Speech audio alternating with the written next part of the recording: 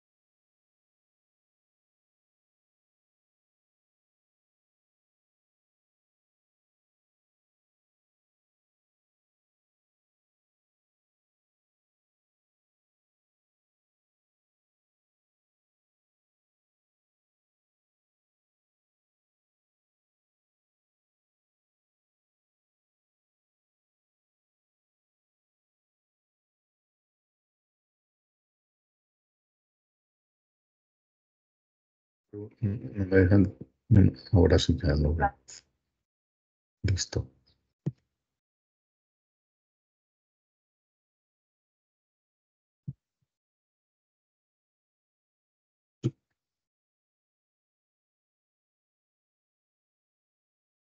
Listo, Carlos.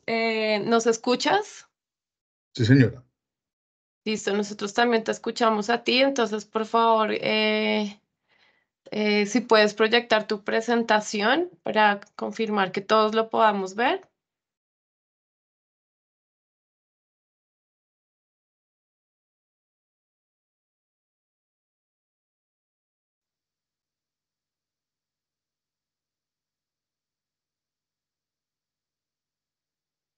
Espérate un segundo aquí.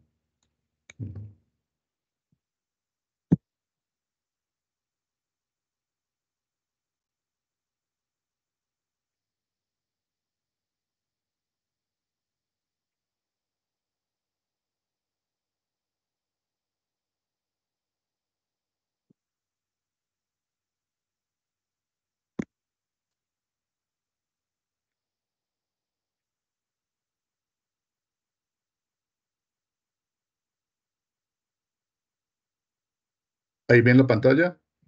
Sí, estamos viendo tu pantalla, Perfecto.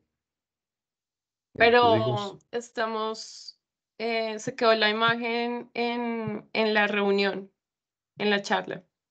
No estamos viendo tu presentación. dejar de compartir, voy a volver a compartir. Listo. Vale.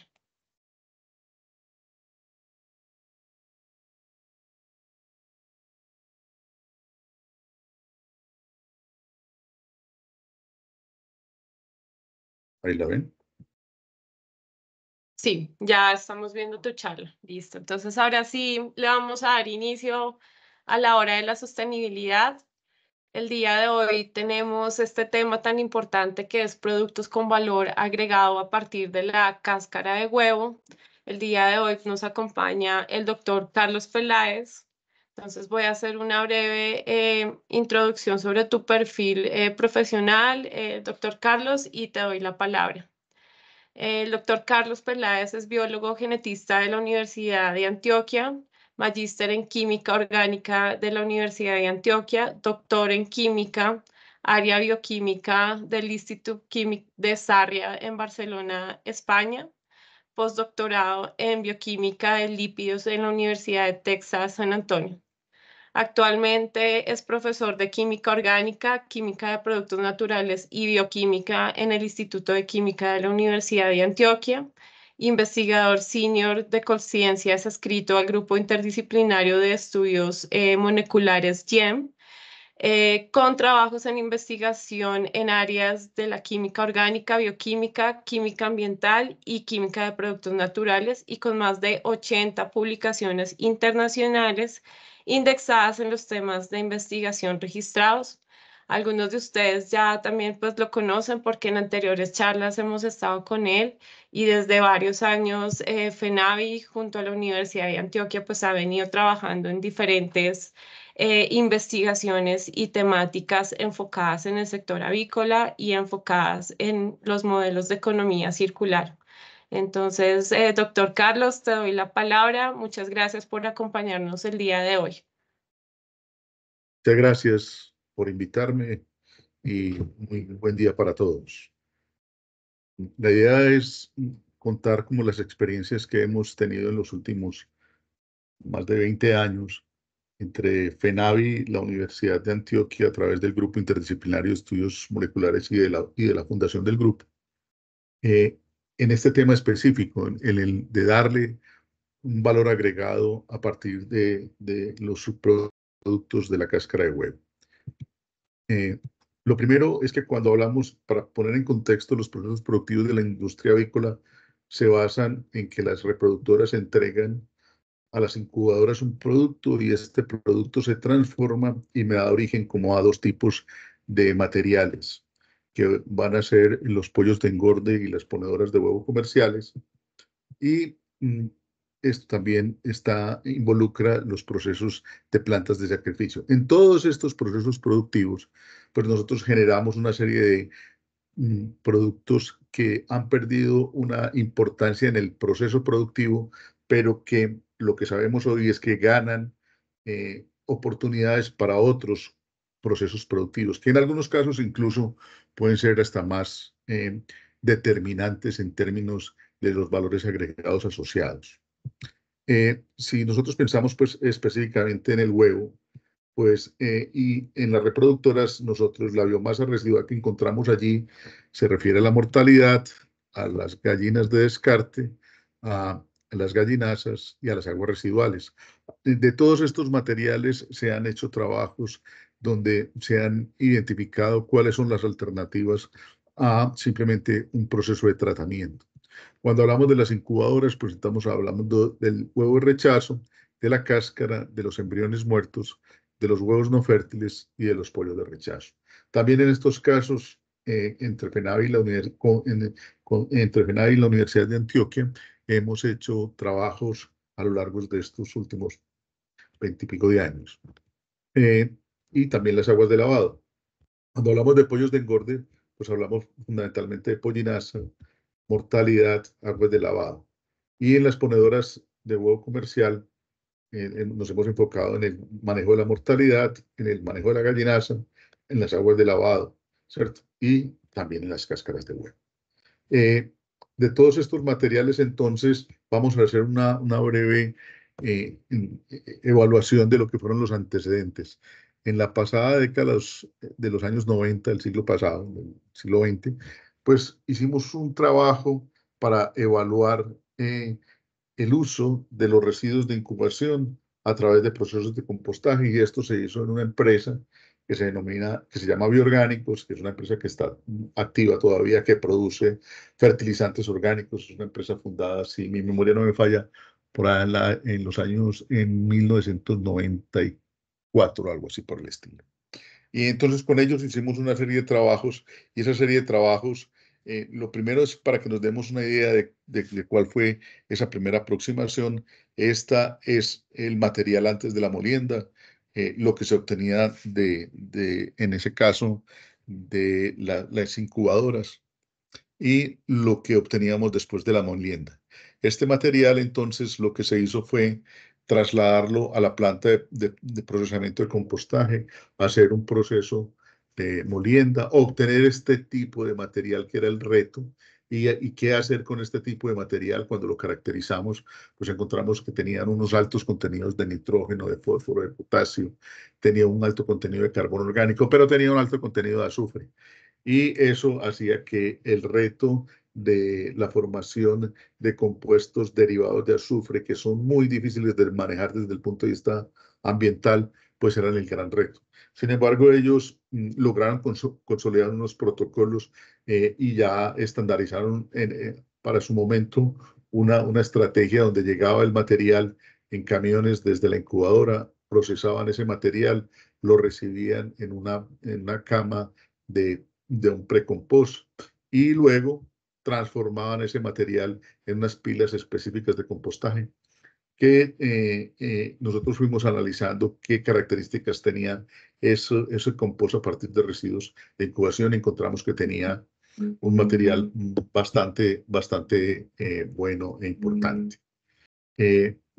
Bueno, ellos siguieron avanzando siguieron avanzando en este trabajo, siguieron desarrollando este trabajo, pero se empezaron a ver unas alternativas que teníamos para otros tipos de procesos. Y entonces ahí aparece un nuevo modelo que es el aprovechamiento energético y material de la biomasa residual. Que esto surge cuando se consolida todos los programas a nivel mundial de las energías alternativas y de los procesos a partir de las problemáticas de calentamiento global. Y en las condiciones actuales del país, pues sí que se hacen importantes esta ratificación de estos nuevos modelos, de estos nuevos procesos de aprovechamiento. Entonces, arranquemos diciendo que entonces ya ubicamos, volvimos a entender el proceso de la avicultura, y entonces la avicultura comercial, que es una rama de la pecuaria industrial, trata sobre la explotación y reproducción de aves domésticas con fines económicos. Entonces, aquí lo importante es que el proceso tenga unos rendimientos.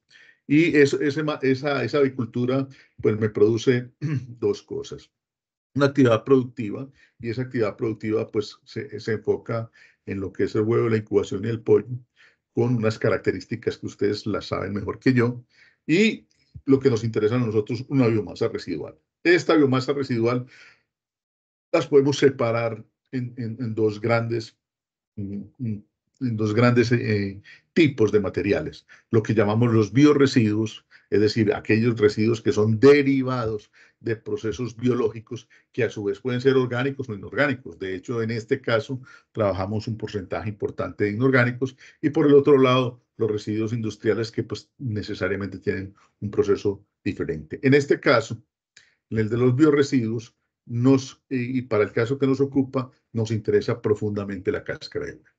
Y esa cáscara de huevo pues tiene dos orígenes que para nosotros son importantes y que vamos a tratar en esta charla, ¿cierto? Y que mm, termina siendo como el resumen del trabajo que hemos hecho durante todo este tiempo. Lo primero, ¿cierto?, es que podamos ubicar desde la perspectiva de la química de materiales qué es un huevo, cómo lo entendemos nosotros, porque nosotros fundamentalmente es un grupo de investigación en química. Entonces necesitamos desde la perspectiva química y desde la perspectiva bioquímica, eh, ¿cómo lo visualizamos? Entonces lo primero es que los composites, que son sustancias poliméricas, son especies que tienen como característica una especie ligante que se une a un refuerzo, o sea que tiene dos partes como mínimo. Tiene un material que es un refuerzo y un material que es un ligante. Este sistema completo opera como un material único que tiene unas características muy particulares. Pues para que hablemos de lo que ya nos ocupa, por extensión, los biocomposites corresponden a sistemas análogos, ¿cierto?, y que son derivados de los productos naturales, y lo mejor es hablar a través de los ejemplos. Por ejemplo, los aglomerados de maderas, los biofiltros y las conchas derivadas de diferentes biosistemas se consideran biocomposites. Estos biocomposites pues tienen una trascendencia, tienen una importancia muy interesante, porque la tendencia va hacia el aprovechamiento natural de estos biocomposites, dado que tienen dos cosas. primero que desde la perspectiva energética de la producción del biocomposite, los esfuerzos energéticos son bajos. Por lo tanto, estos materiales pues resultan ser profundamente interesantes. Y por el otro lado, dado que son biodegradables, pues nos permiten garantizar lo anhelado por la sociedad contemporánea, que es el cierre de ciclos biogeoquímicos y la consecuencia de eso, que es la economía circular. Si estos dos últimos puntos no se dan, miren, no existe un proceso entonces de circularidad. La circularidad necesariamente involucra el cierre de ciclos biogeoquímicos. Y por lo tanto, este enfoque es el que es determinante para consolidar un programa de este tipo. Muy bien. Siguiendo con qué es lo que nosotros tenemos de estos materiales, ¿no? Una cáscara de huevo tiene pues dos partes. Una que identificamos como la membrana y otra que identificamos como la cáscara, es decir, el componente inorgánico. En ese componente orgánico, en ese componente de membrana, desde la perspectiva bioquímica, yo tengo dos tipos de sustancias. Unas proteínas, de las cuales las dos primeras, colágeno y lisosima, pues resultan ser profundamente interesantes y valiosas, porque producir estas proteínas de manera natural, pues es muy costoso. Y por lo tanto, si yo puedo hacer aprovechamientos de ellas a través de una identificación y de una caracterización desde el manejo de la biomasa residual, pues sería estupendo. Y esto es lo que precisamente se ha hecho con estos trabajos. Y por el otro lado tenemos dos productos, sobre todo el primero, el ácido hialurónico, que es un polisacárido que tiene una importancia en la cosmética y en la farmacia que se ha ido consolidando en los últimos años y que es bien importante. Y por el otro lado, pues tenemos la cáscara de huevos, donde la cáscara como tal, que es un compuesto que tiene dos componentes supremamente importantes, que son los carbonatos y los fosfatos, de los cuales pues, se pueden obtener derivados de calcio y otros productos. Si uno hace una caracterización de estos materiales en contra, que tiene una materia inorgánica que puede ser como máximo un 95% de ese material, un componente orgánico que es máximo un 3.5, las proteínas un 2, los lípidos y los carbohidratos un 1 y el agua pues es menor o igual a 1% o 1.5%. ¿De qué va a depender? Pues de las características de las plantas específicas, de las condiciones de almacenamiento, de las condiciones ambientales. Hay unas pequeñas variaciones. Entonces, cuando miramos ya el composite, el biocomposite como tal, pues en los textos académicos lo que nos muestran es que básicamente yo tengo un material que tiene unos 4 componentes importantes.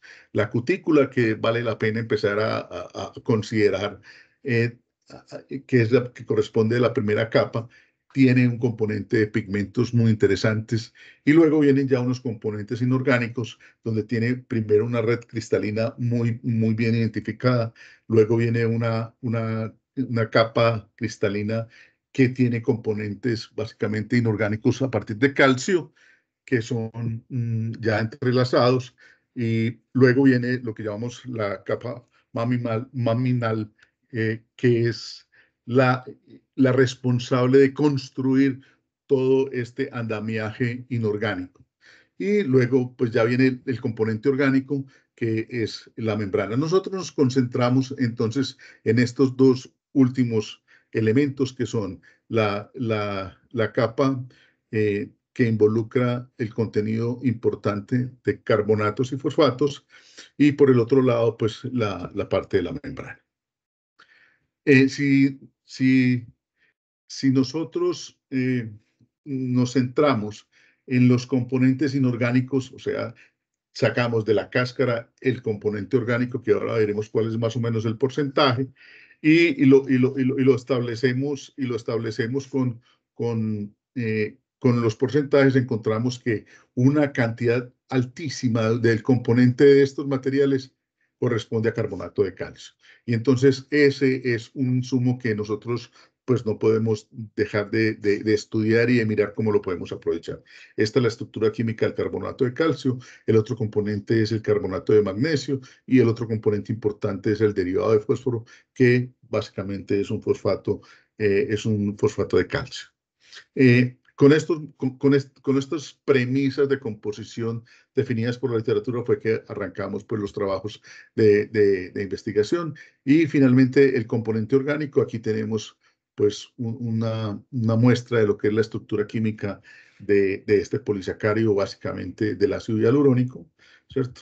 Y de la proteína que podemos derivar en porcentajes importantes de la membrana, que es el colágeno.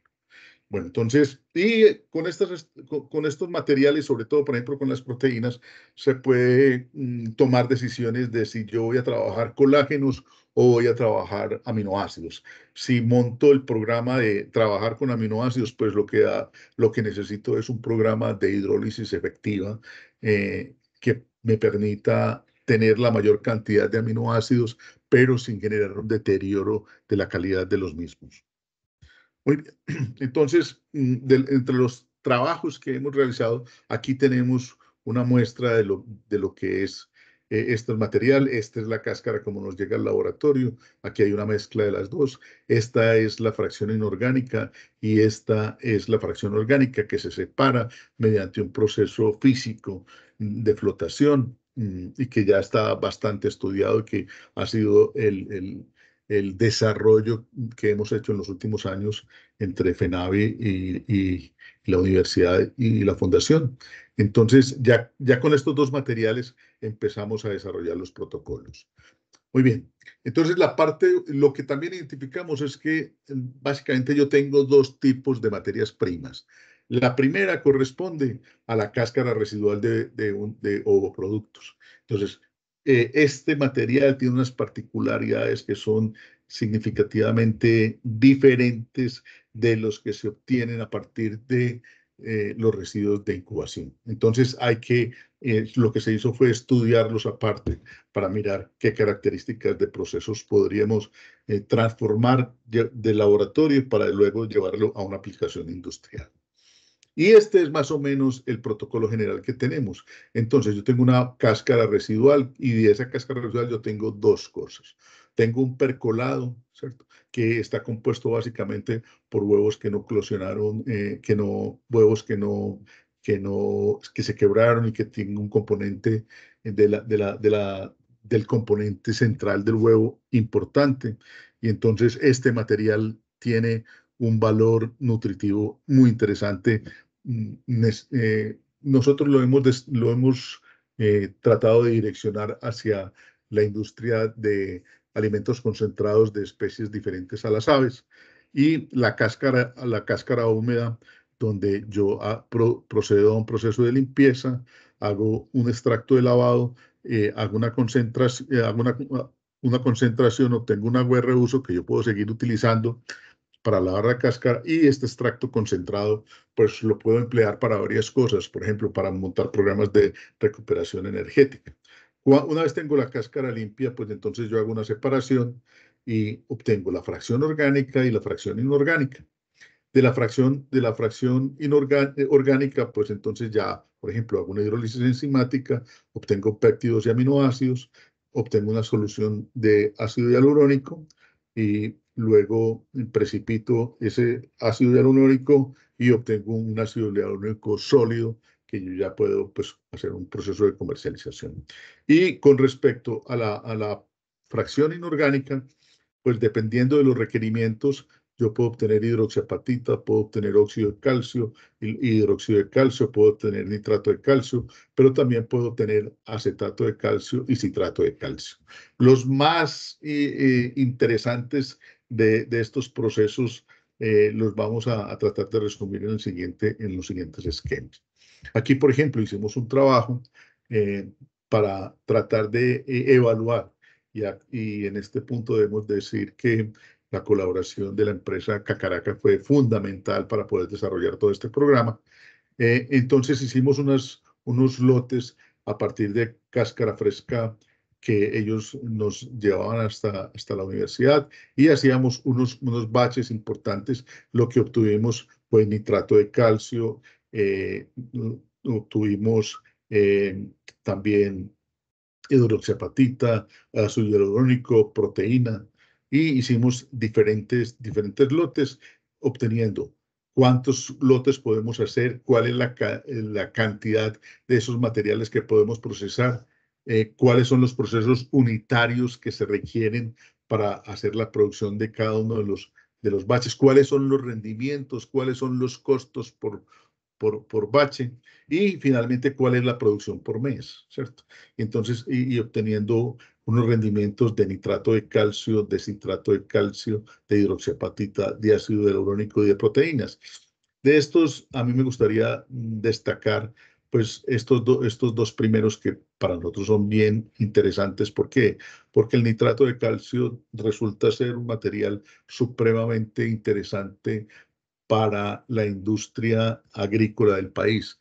La huella de carbono asociada a la producción de fertilizantes es muy alta y si se encuentran alternativas para la producción de compuestos nitrogenados que permitan llegar a los suelos con un muy bajo impacto en términos de huella de carbono, eso es determinante para poder reducir toda esta problemática que tenemos.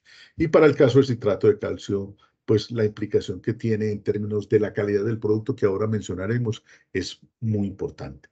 Entonces, lo que quiero resaltar con esto es que se hizo un trabajo en el cual pudimos mirar no solo desde la perspectiva de lo que es el desarrollo a nivel del laboratorio del proceso, sino llegar ya a unas condiciones semi-industriales que permitan luego tener un escalado a toda la producción que se tenga en el caso de una empresa que produzca niveles significativos de este material. Y la parte 2, entonces, corresponde a la incubación, donde nos concentramos primero en la producción de citrato de calcio y luego en la producción de un material que para nosotros es muy interesante y muy importante, que son los biofiltros. Eh, Ahora cuando lleguemos allá voy a tratar de expandir un poco el concepto de por qué es muy importante la producción de biofiltros. Pero entonces, digamos que lo primero que se hizo fue la caracterización de este tipo de material que proviene, vuelvo y repito, proviene de la incubación. O sea que aquí ya tenemos un material diferente, se hizo una caracterización y se determinaron, ¿cierto?, los porcentajes de los materiales. Encontramos que la cáscara libre de membrana corresponde más o menos al 93.4%, que está muy cercano a los valores que hemos encontrado en la literatura, ¿cierto? Eh, en términos de los contenidos de carbonato de calcio para la cáscara de incubación, pues resulta que es del 84.5%, ¿cierto? Y los contenidos de carbón, de material orgánico soluble del 0.98%, y el porcentaje en términos ya frescos, material fresco de la membrana de cáscara de huevo del 9.02%, que es un contenido muy interesante.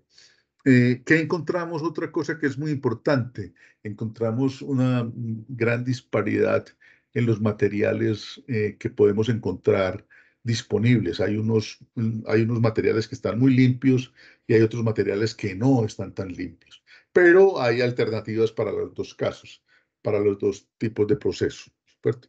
Entonces, básicamente lo que tenemos es la cáscara de huevo, que tenemos un contenido importante de carbonato de calcio. Se le hace una adición de ácido acético al 10%. Ahora miraremos cómo hacemos este proceso. Se hace una filtración y el material sobrante, los sólidos, se hace un reproceso. Entonces, en el reproceso, lo que tratamos es de maximizar los rendimientos. Una vez que tenemos este material filtrado, se le hace una adición de ácido cítrico, una reacción que se da por 24 horas a temperatura ambiente, hacemos una filtración, ¿cierto? Y hicimos una valoración de las características de ese material, de ese líquido que nos quedaba después del proceso, y encontramos que todavía tiene unos porcentajes muy importantes de ácido acético y que se pueden reutilizar en el proceso.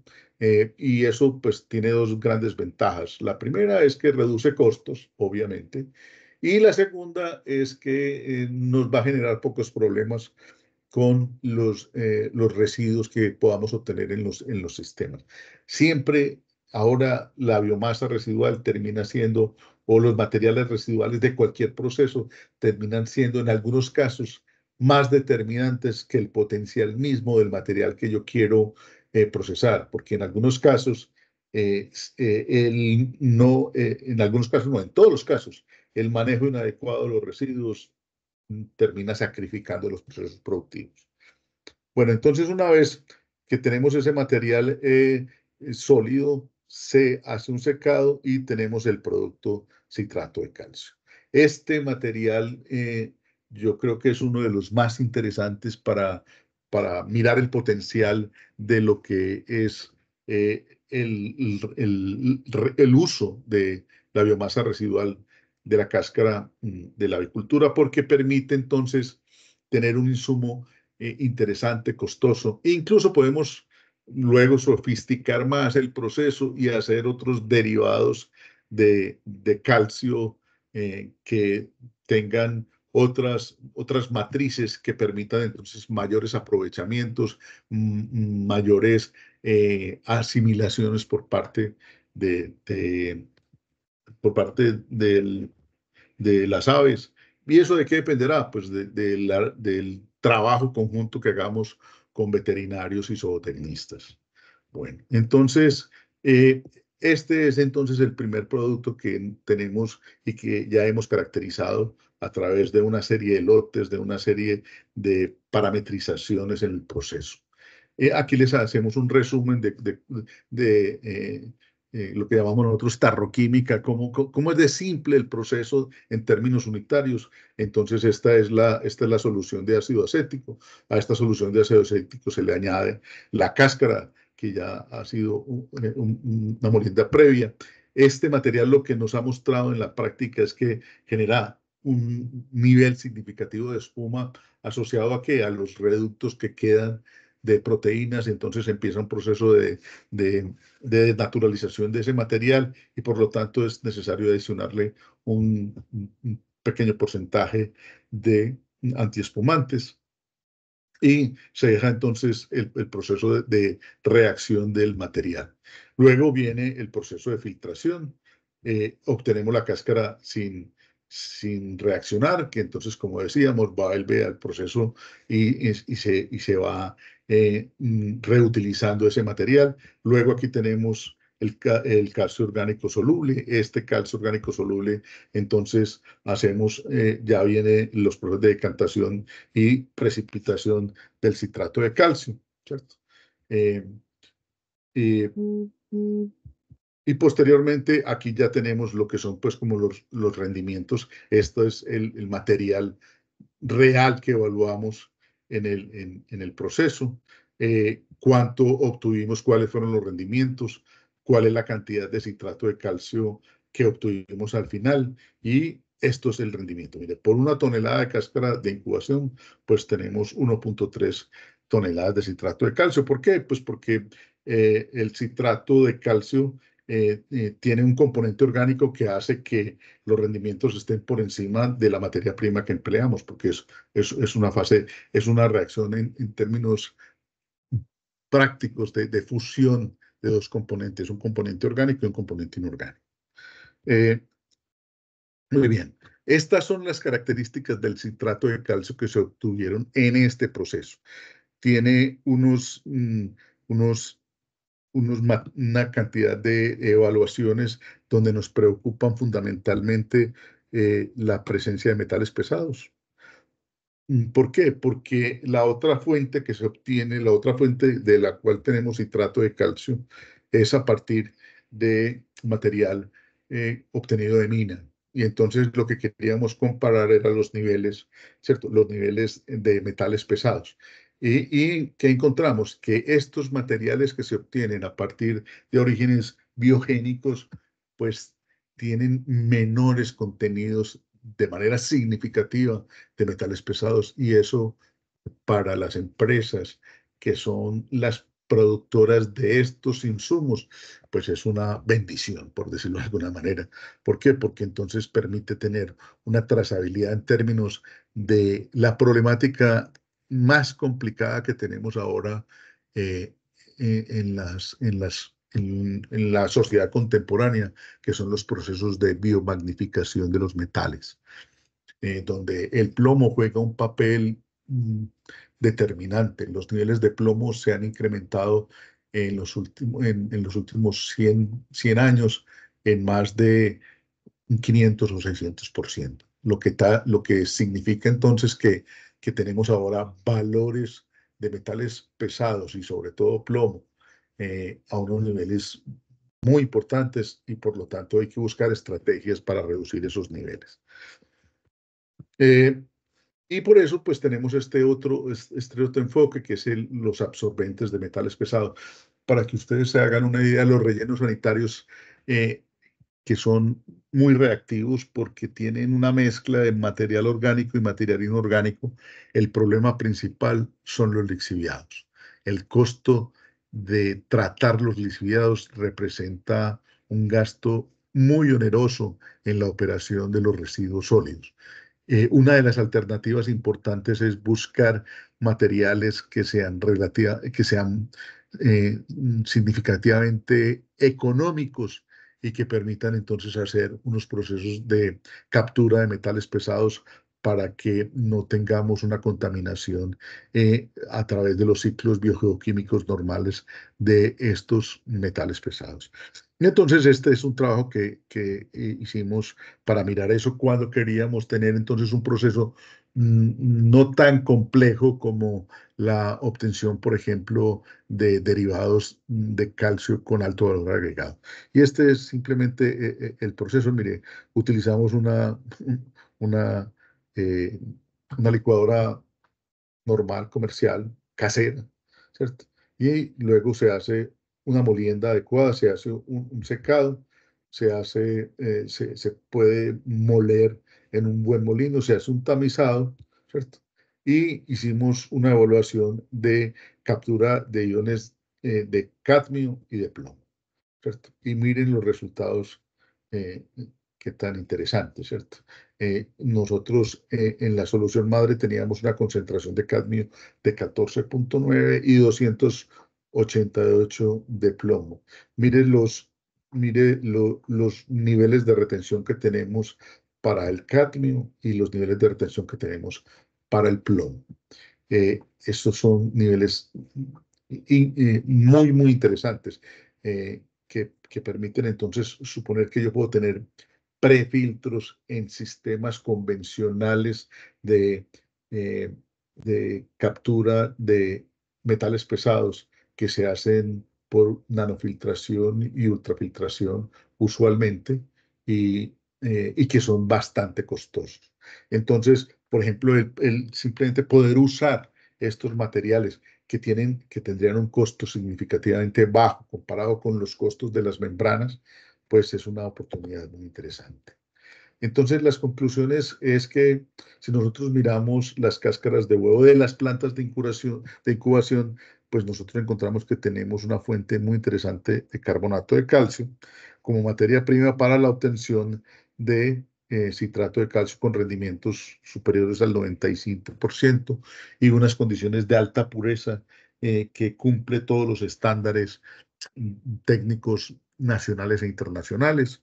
Lo segundo es que es una fuente biogénica de calcio como reemplazo de los procesos extractivos de canteras, lo que permite entonces tener ahí una competitividad muy interesante.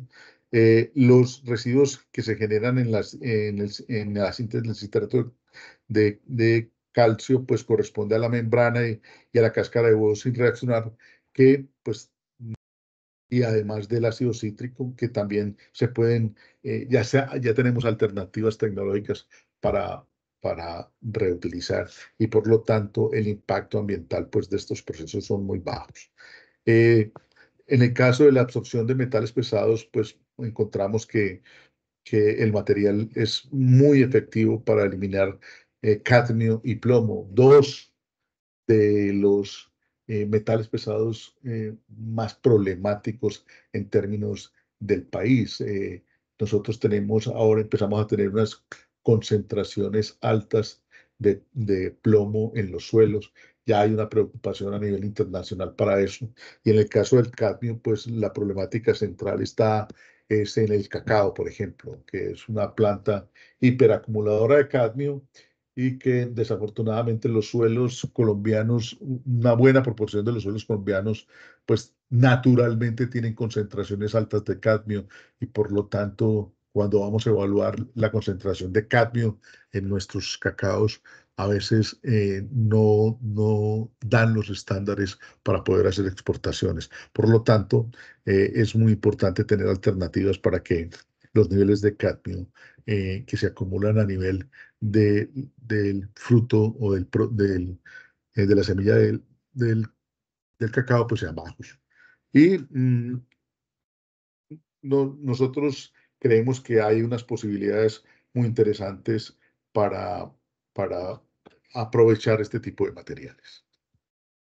Y en el caso de las plantas de ovoproductos, pues han mostrado que estos materiales son una fuente excelente de diferentes coproductos de alto valor agregado que van desde insumos que se pueden utilizar en la industria de la producción de alimentos concentrados hasta fuentes que nos permitan tener materias primas para la industria avícola también. Y obviamente, pues, resaltamos la fuente biogénica que nos permite tener una competitividad y que en este caso, pues, hemos encontrado que tenemos más de 10 coproductos de alto valor agregado que se pueden desarrollar a partir de una fuente como esta. Bueno, yo creo que con esto terminamos. Muchas gracias y preguntas. Doctor Carlos, muchas gracias por esta presentación y por estos resultados. Vemos que aquí en el chat hay algunas preguntas. Por favor, los que también tengan preguntas las podemos hacer a través del chat o levantando la mano. Vamos aquí a empezar. Espérame un segundo. Valentina nos hace una pregunta. Dice, ¿qué uso o proceso se hace con los cerca de 100 kilogramos de producto inicial que no se refleja en salidas de bache inicial? No sé, Valentina, si quieras más bien hacer la pregunta directamente. Ya te abro el micrófono.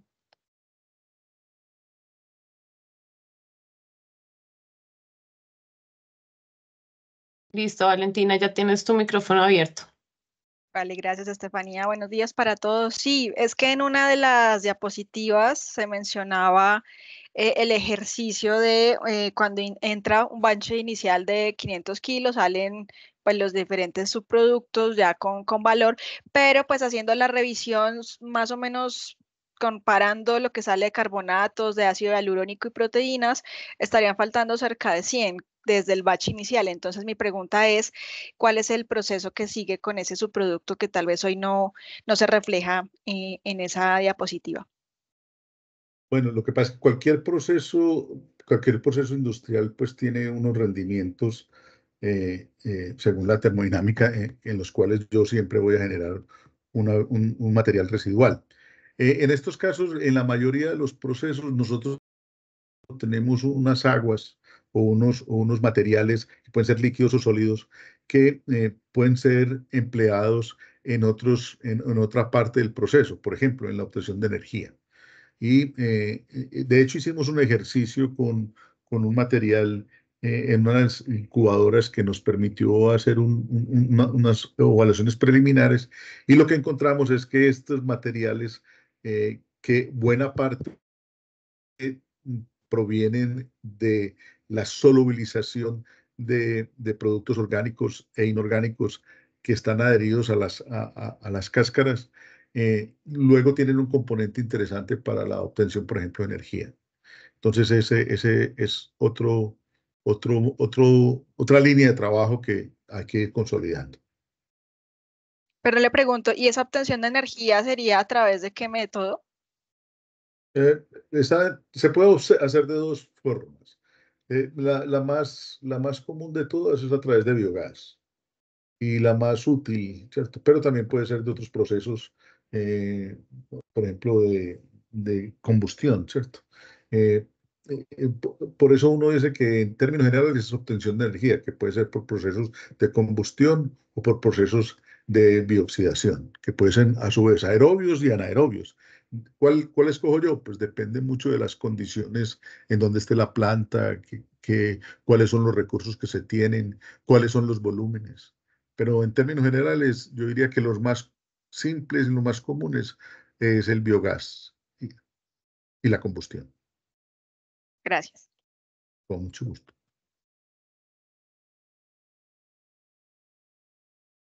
¿Tienes apagado el micrófono, Esteban?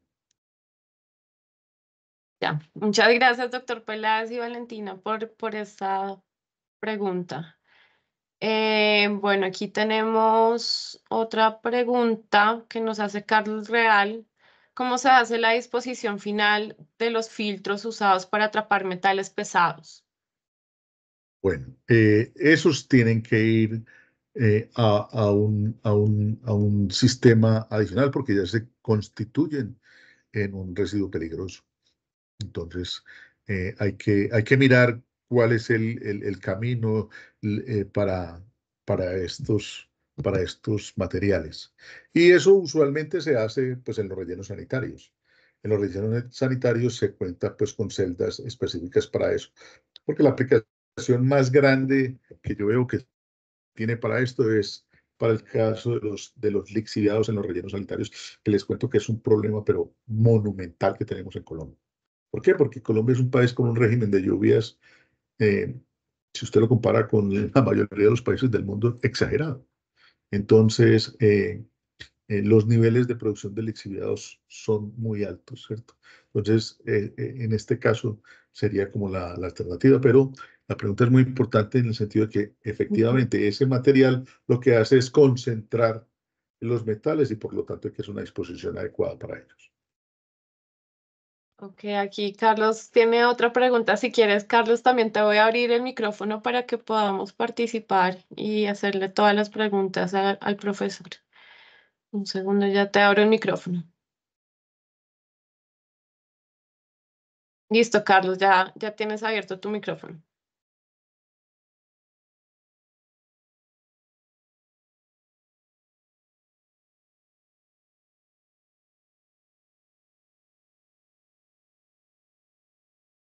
Bueno, creo que no. No pudo hablar. Sí, él nos está, ¿se podría recuperar esos metales para reuso? Uy, esa es una pregunta buena. Yo espero que sí. Teóricamente se pueden hacer unos procesos de electroquímica. Por ejemplo, en el laboratorio hay personas que son expertos en el manejo de electroquímica, eh, pero yo en todo caso no soy yo. Y, yo creo que se puede pensar en mirar algunas posibilidades, sobre todo para cuál es la aplicación de determinado metal, porque en el principio nada es basura, ¿cierto? Eh, sino que se necesitan procesos específicos para poder llevar a hacer aplicaciones de esos materiales, ¿cierto? Pero yo diría que sí, sí es posible. Ok. Darío nos pregunta, ¿el citrato de calcio tendría una restricción para el consumo humano, dada la presencia de metales pesados? No, es bajísimo. Y hay una cosa que es muy importante ahora que lo dice, no existe ningún material que no tenga metales pesados. Los metales pesados son productos naturales. La problemática de los metales pesados es la alta concentración cuando se tienen procesos productivos. por procesos de acumulación. Pero por eso la restricción de los metales pesados no es la ausencia, sino el nivel del metal pesado. Y cuando yo comparo los niveles de metales pesados en productos como este, comparados con los productos que me provienen, por ejemplo, de mina, los niveles son más altos en los productos de mina, que son grado UASB, ¿cierto? Entonces, por lo tanto, ustedes tienen ahí un potencial muy interesante desde esa perspectiva. Dale, doctor Carlos. Entonces, en este caso no habría ningún tipo de restricción. Ninguna restricción. Perfecto. Moni, ¿tenías alguna pregunta que nos estaban haciendo? Sí, doctor, nos están preguntando si hay un valor mínimo de materia prima que se requiera para tener este proceso en escala comercial o industrial. ¿Cuánto sería el valor mínimo de la cáscara, de la cantidad de cáscara para hacer esto ya a nivel comercial? Pues nosotros hicimos unos ejercicios con baches de 200 kilos, ¿cierto? Por bache. Eso nos mostró preliminarmente que hay ahí un potencial incluso para valores como este, que ya permitirían tener una cantidad de producto que permitiría ser competitivo en términos de la operación del sistema. Es la base que queremos ahora empezar a consolidar, ¿cierto? Que haya empresas que se animen a montar procesos, eh, ya a una escala que esté alrededor de los 200 kilos o algo así por el estilo. Incluso yo diría que podría uno pensar en baches más pequeños, pero también pensando en los volúmenes que se manejan en avicultura, pues menos de 200 kilos yo creo que es difícil, ¿cierto? No sé, pero creo que sería difícil. Ya hay que hablar con los que saben, que son ustedes, ¿cierto? Los que conocen los materiales son ustedes y los volúmenes y los sitios donde están ubicados. Entonces, desde la perspectiva técnica, yo diría que esos baches de 200 son bastante cómodos, como mínimo. Gracias, doctor. Entonces, teniendo en cuenta tus respuestas, también aquí la invitación es para las empresas y los productores que estén aquí y que estén interesados en profundizar en este tema, en mirar la viabilidad del negocio, pues con mucho gusto desde FENAVI junto con la Universidad de Antioquia, pues los acompañaremos y asesoraremos en el tema.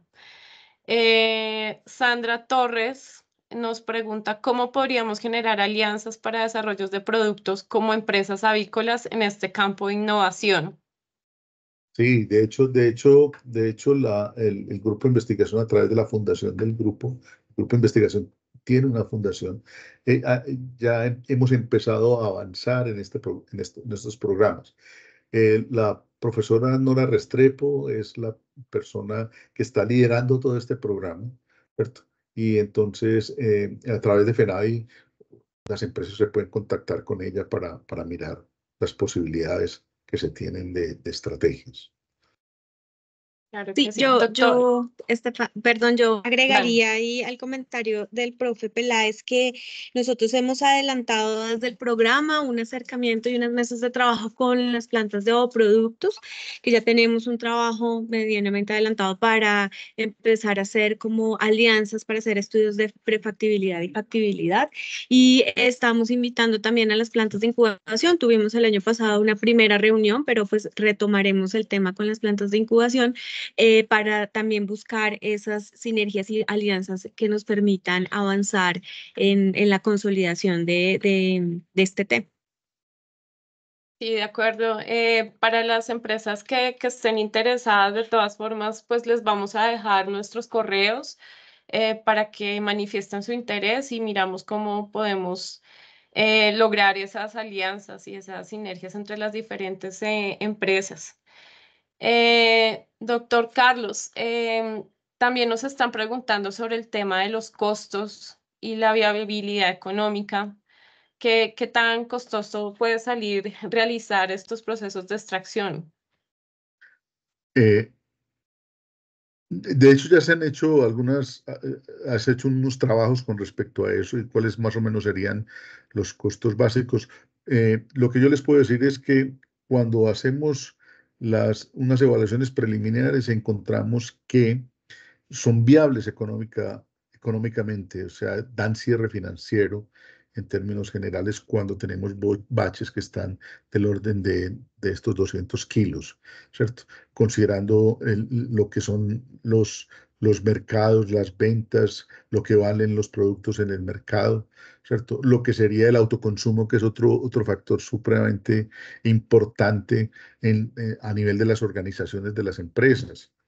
Entonces, y de hecho, por eso les hago la anotación de que es muy importante ponerse en contacto con la profesora Nora Restrepo, porque es la que ha estado liderando toda esta parte y ahí tenemos unos datos bien consolidados hechos entre FENAVE y nosotros con respecto a cuáles son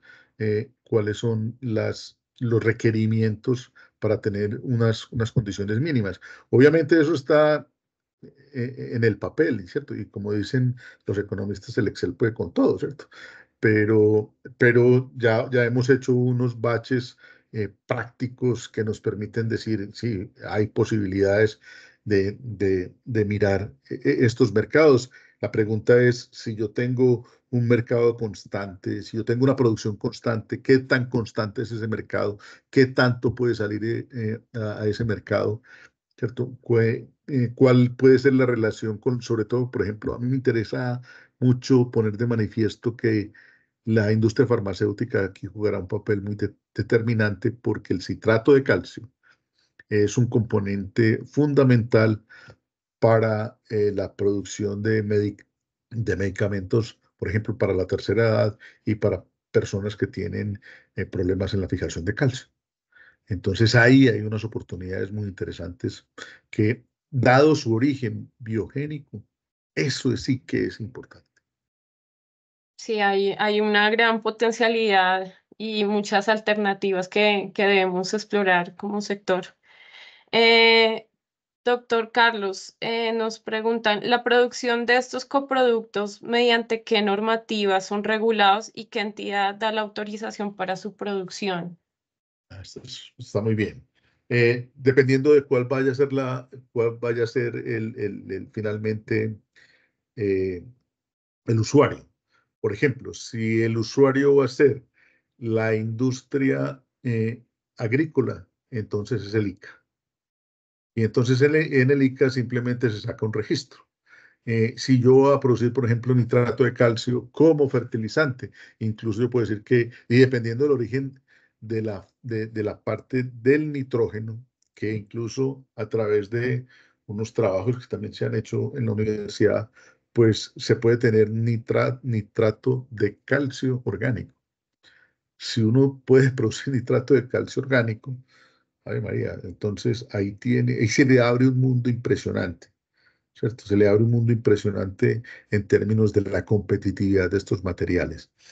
Y en el caso, por ejemplo, de los medicamentos sería el INVIMA. En esto, como esto es una materia prima, con las fichas técnicas, ¿cierto? Y con indicar los procesos, pues ya estos materiales van a cumplir, ya cumplen los parámetros que, de hecho, hicimos esas preguntas se las hicimos al INVIMA y la respuesta fue en ese sentido. Ok, hay una pregunta también muy relacionada con el tema de los parámetros y nos dicen, ¿existen algunos parámetros físico-químicos, organolépticos, microbiológicos necesarios para realizar un adecuado aprovechamiento? Sí, sobre todo a través de lo que son las fichas técnicas, ¿cierto? Las fichas técnicas son Ok, las que nos van a guiar, ¿cierto? Y por eso les pusimos en la charla una ficha técnica USP, ¿cierto? Y lo comparamos con lo que nosotros habíamos encontrado en estos materiales. ¿Y qué encontramos? Lo repito, una alta competitividad en términos de la calidad, porque son materiales que incluso están por encima del estándar. Y eso sí es muy importante, yo quiero eso resaltarlo. Y ahí la virtud, ¿cuál es? El origen, definitivamente. Un El origen. origen. Ok, bueno, ya tenemos la última pregunta. Respecto a la extracción de ácido hialurónico, ¿cómo estamos? Pues bastante bien diría yo, porque los rendimientos han sido muy interesantes. Ahí volvemos a decirlo, ¿cierto? Ahí lo importante es tratar de consolidar toda la cadena productiva y ligarla con el consumo, que es el punto ahí crítico, ¿cierto? Yo entiendo que la industria diga, oiga, pero es que yo nunca he vendido ácido hialurónico, yo no tengo ni salón de belleza ni nada de esas cosas, ¿cierto? Entonces, pues eso se me complica la situación. Sí, hay que buscar unas alianzas, unos aliados que tengan experiencia en la comercialización y exportación, sobre todo, de este tipo de materiales. Y el país tiene algunas experiencias en eso. Por ejemplo, los derivados de las sales biliares que se obtienen en los frigoríficos, fundamentalmente bovinos.